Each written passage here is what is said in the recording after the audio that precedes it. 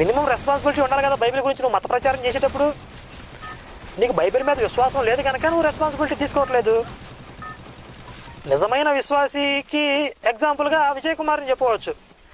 ఆయన పాపం ఏదో కింద మీద పడి బైబిల్ నిజమైన గ్రంథం అని చెప్పి ప్రూవ్ చేయడానికి ప్రయత్నిస్తున్నాడు. ఆయనకి నమ్మకం ఉంది కనుక నిరూపించవచ్చు అనుకుంటున్నాడు. సరే నిరూపణ అయిద్దో లేదో తర్వాత సంగతి అది.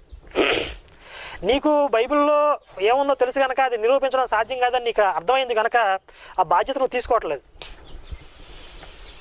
కనీస బాధ్యత ఉన్నవాడు అయితే బైబిల్ గురించి వచ్చిన ఆరోపణలలో లేదా బైబిల్ గురించి బయట ప్రచారం జరుగుతున్న విషయాలని ఖండించాలి, లేదా వాటికి ఆన్సర్ చెప్పాలి. నువ్వు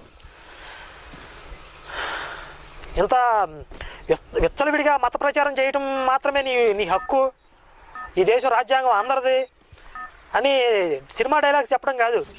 బైబిల్లో ఉన్న విషయాల్ని నువ్వు ఉన్నాయా లేవా అని అడిగినప్పుడు చెప్పాల్సిన బాధ్యత కూడా నీ మీద ఉండిద్ది. హక్కులు మాత్రమే కాదు, బాధ్యత కూడా ఉండిద్ది.